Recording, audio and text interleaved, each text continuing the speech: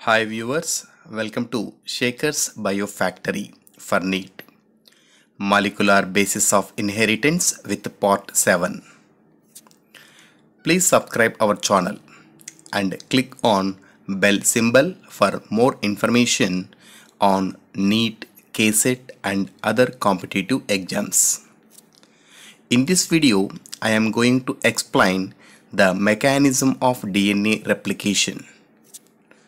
DNA replication is the biological process of producing two identical replicas of DNA from one original DNA molecule. It was given by Watson and Crick in 1953. They given a statement, that is, it has not escaped our notice that the specific pairing we have postulated immediately suggests a possible copying mechanism for genetic material in the year of 1953. The DNA two strands would separate and acts as a template for synthesis of a new complementary strand in DNA replication.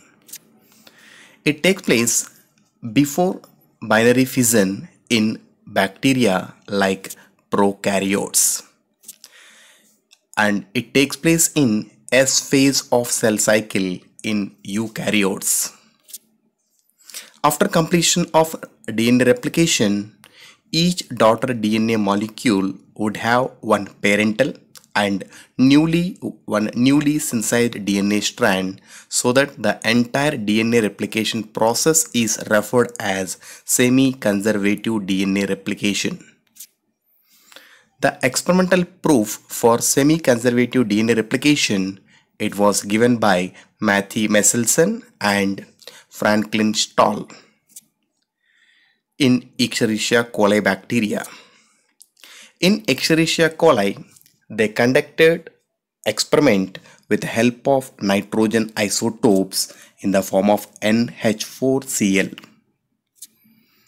They selected nitrogen isotopes and normal nitrogen. The heavy isotope of nitrogen in the form of N15H4Cl, and they prepared a culture medium with N15. Along with that, they taken normal nitrogen in the form of N14H4Cl. They prepared a culture medium with N14.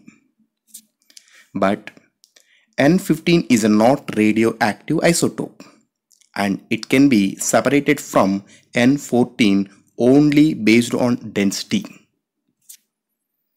They grow Escherichia coli in a medium. It contains N15H4Cl as a only nitrogen source for many generations.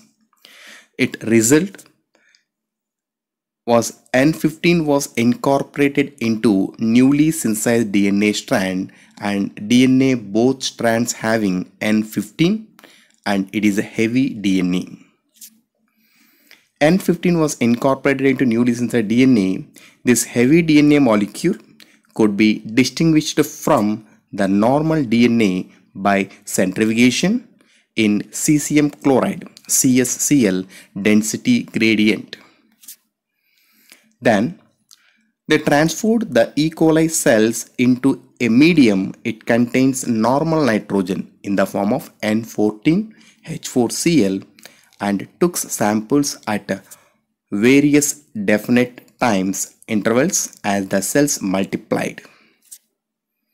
A density solution of a CSCl, cesium chloride, on centrifugation forms a density gradient band of solution of lower density at the top that increase gradually towards bottom with the highest density. In case of both N15 and N14 in DNA, it forms hybrid band in density gradient. First, they prepared N15 culture medium, and E. coli cells are cultured on this nutrient medium for many generations. At this time, the DNA both strands having N15, and now it forms heavy band in density centrifugation technique. After that, a few E. coli bacteria cells are transferred into N14 medium. At this time, in first generation on N14 medium, the DNA two strands are separated, and every separated DNA strands can synthesize a complementary new strand. In centrifugation technique, it forms 100% hybrid bands. It indicates 50% of N14 strands and 50% of N15 strand in DNA. In second generation, totally 4 bacteria cells are formed from 2 bacteria cells. In these 4 bacteria cells, 50%, that means 2 bacteria cells having hybrid DNA with N14 and N15. The remaining 2 bacteria having only N14 in their DNA strands. In density gradient, it forms 50% of hybrid band and 50% of light band. Coming to third generation, from 4 bacteria cells, 8 bacteria cells are formed. In these 8 bacteria cells, out of 8, 6 bacteria cells having light DNA with the N14, remaining 2 bacteria having hybrid DNA with N14 and N15. Now it forms 25% of hybrid band and 75% of light band. In fourth generation, totally 16 bacteria are produced from 8 bacteria. In the 16 bacteria, 14 bacteria having light DNA and remaining 2 having hybrid DNA with N14 and N15. It forms 12% of hybrid bands and remaining percentage is a light band. In this way, increasing the amount of light DNA and decreasing in hybrid DNA amount of that can be possible due to semi-conservative mode of DNA replication. In the same way, in eukaryotes, J. Herbert, Taylor and et al. In the year of 1957, they demonstrated the semi-conservative replication of DNA in one of the plant, that is Vicia faba, fababin, in their root cells. In their experiment, they used radioactive treated thymidine in the form of H3 thymidine. They labeled DNA with H3 thymidine a radioactive precursor of DNA and performed autoradiography. The root tip with labeled chromosomes were placed in unlabeled medium containing calcium to arrest the culture at the metaphase and examine the chromosomes by autoradiography.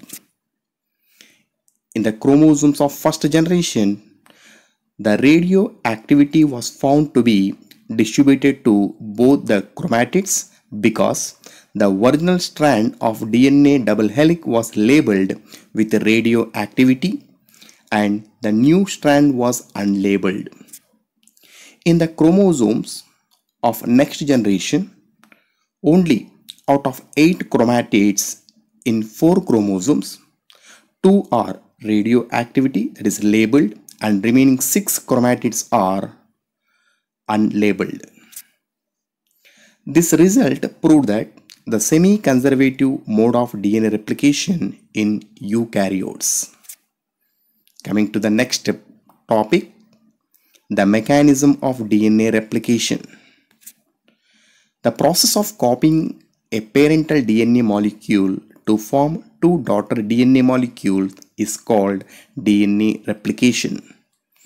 DNA replication is also called as DNA polymerization because many deoxyribonucleotides triphosphates undergoes polymerization. DNA replication always occur from 5' to 3' direction. Both DNA strands acts as a template strand for the synthesis of new DNA molecule. In prokaryotes like Escherichia coli, these replication occur in cytoplasm of the bacteria cell.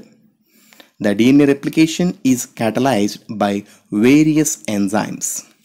Coming to the first enzyme, the main enzyme for DNA replication is DNA-dependent DNA polymerase enzyme. It is also called DNA polymerase. This DNA polymerase enzyme was discovered by Korenberg in 1957. In prokaryotes, three types of DNA polymerases are present. One is DNA polymerase 1, second one is DNA polymerase 2. Both these enzymes helps in DNA repair. The third enzyme is DNA polymerase 3. It is the main enzyme for DNA replication. DNA polymerases generally it form phosphodiester bond between nucleotides during DNA polymerization by adding many nucleotides to growing strand. In E. coli, 4.6 into 10 to the power of 6 base pairs. Compare it with a human whose diploid nucleus contains 6.6 into 10 to the power of 9 are present in DNA. This DNA undergoes replication within 38 minutes, so that the DNA polymerase enzyme averagely adds 2000 base pairs per second. The second enzyme is DNA helicase. DNA helicase enzyme separates both DNA strands during DNA replication. Single-stranded DNA binding proteins. These are also called SSBs. Generally, these proteins binds to separated DNA strands. Due to binding of these proteins, the separated strands are not reattached or rejoined. DNA polymerase enzyme, it never initiate DNA replication process, so that it need a primase enzyme for DNA replication initiation. It initiate DNA replication process by synthesizing a small RNA primer. The next enzyme is topoisomerase enzyme. Generally, this topoisomerase enzyme, it remove the coilings present in DNA molecule. RNase enzyme, it remove RNA primer which is synthesized during initiation. Along with that, one of the most important enzyme, that is DNA ligase. This DNA ligase enzyme was discovered by Corona in 1967. This DNA ligase enzyme generally join DNA fragments. At this time, this enzyme it create phosphodiester bond between nucleotides. One more enzyme, that is one more molecule, that is RNA primer. This RNA primer is essential for the initiation of DNA replication. It is synthesized by primase enzyme. Along with that, many deoxyribonucleotides are required. These deoxyribonucleotide triphosphates having dual role. First, it participates in the structure of newly synthesized DNA molecule, and in its structure, the fifth carbon of ribose sugar having three phosphate groups. One is alpha, beta, and gamma. Both beta and gamma phosphates are removed during polymerization. By removing these terminal phosphates, it releases energy. That energy is useful for the formation of phosphodiester bond in between nucleotides in DNA replication. Along with that, a DNA sliding clamp. It helps to increase the processivity in DNA replication. DNA replication is a complex process, and also it is a multi-step reaction. DNA replication always starts at a specific point in DNA structure. It is called origin of DNA replication or ORI site. During DNA replication, the DNA two strands having many coilings. These coilings are removed by topoisomerase enzyme. After removing their coiling, the DNA two strands are separated by helicase enzyme. When the two strands are separated, it forms one Y-shaped structure that is called replication fork. After separation of DNA two strands, the hydrogen bonds may again form in between two DNA strands. To prevent such type of hydrogen bond formation, a single stranded DNA binding proteins attached to DNA separated strands. One of the enzyme that is called primase enzyme, it initiates the process of DNA replication by synthesizing RNA primer. Then DNA polymerase enzyme, it can continue the DNA replication process always from 5' to 3' direction. During DNA replication, the sliding clamp, it attaches to DNA polymerase enzyme and it increases processivity. At the time of DNA replication, one of the strand, it is synthesized continuously, it is called leading strand, and opposite strand, it was synthesized discontinuously, it is called lagging strand. In this lagging strand, a small DNA fragments are referred as Okazaki fragments.